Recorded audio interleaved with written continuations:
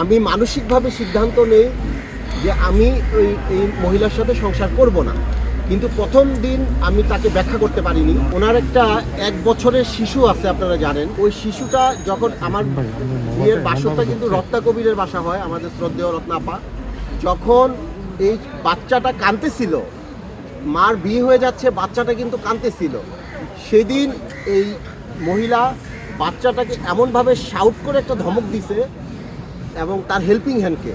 সেদিনই আমার মনের মধ্যে একটা দাগ কাটছে যে এটা কেমন কথা, মা বাসর ঘরে ঢুকে কিন্তু সন্তানের সাথে এটা কি আচরণ করে।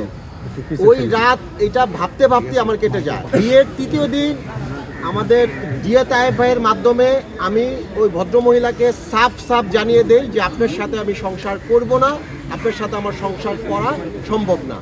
তারপরে তিনি বিভিন্নভাবে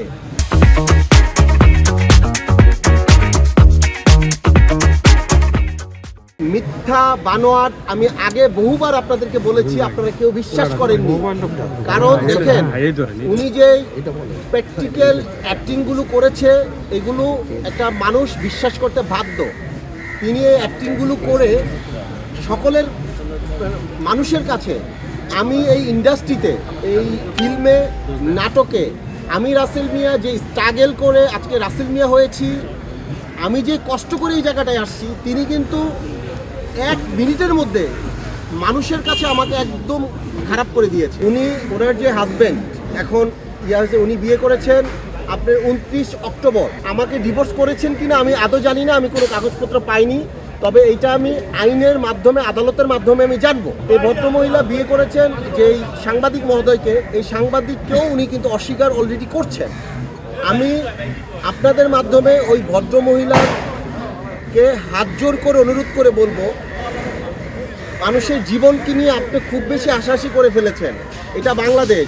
আপনি একবার হিজাব নিয়ে একটা কথা বলেছেন যে 5 কোটি টাকা দিলেও আপনি হিজাব খুলবেন না, তখন আপনি মানুষের সিম্পিতি নিয়ে আমি যেন জেলে আরো বেশি দিন থাকতে পারি, এই একটা ব্যবস্থা আপনি করেছিলেন। আপনি বিয়ে করেছেন, আপনারা সুন্দরভাবে সংসার করেন, আপনার প্রতি আমার পক্ষ থেকে অনেক শুভকামনা থাকবে। একটু নামটা মেনশন করে। আমি তো ফেসবুকের কল্যাণে দেখেছি যে আকাশ টিভির ওনার নাম। বাংলাদেশের যে সংবিধান এবং বাংলাদেশের যে আইন, এই আইনে আমাকে ডিভোর্স না করে উনি তো ফার্দার কোনো ছেলেকে বিবাহ করতে পারবেন না। তো আমাকে ডিভোর্স না করে উনি কিভাবে বিয়ে করেছেন, এটা আপনারা তাকে প্রশ্ন করেন।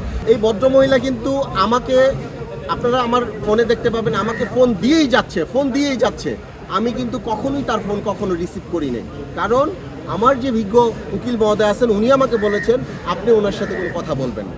বাসর রাত থেকে শুরু করে এই মুহূর্তে পর্যন্ত আপনি তাকে ঘৃণার চোখে দেখছেন, আমরা যতটুকু বুঝতে পারছি। বাসর করে আমি তাকে 50% ঘৃণা করে ফেলছি, এরপরে 50% আমার মধ্যে রেখে আমি তাকে শুধরানোর জন্য আমি চেষ্টা করেছি। তার ঘরের যে ফার্নিচার যা আছে সব আমি আমার মতো করে সাজাইছি। আমি চেষ্টা করেছি যে ওনাকে মানুষ করার জন্য। এবং উনি যে হিজাবটা পরতো, এটা কিন্তু আমি তাকে বিয়ের পর দিন বলেছি যে আপনি দেখেন, আপনি যদি হিজাব পরেন আপনার 2টা জিনিস হবে। একটা হবে আপনার হিজাবটা মেনটেন হবে, এরপরে আপনার যে পোড়া দাগটা আছে এটা কিন্তু দেখা যাবে না, আপনাকে অনেক সুন্দর লাগবে। কিন্তু এই হিজাবটা নিয়েও উনি যে নাটকটা করলো, এটা 17 কোটি মানুষকে কিন্তু এটা আহত করেছে।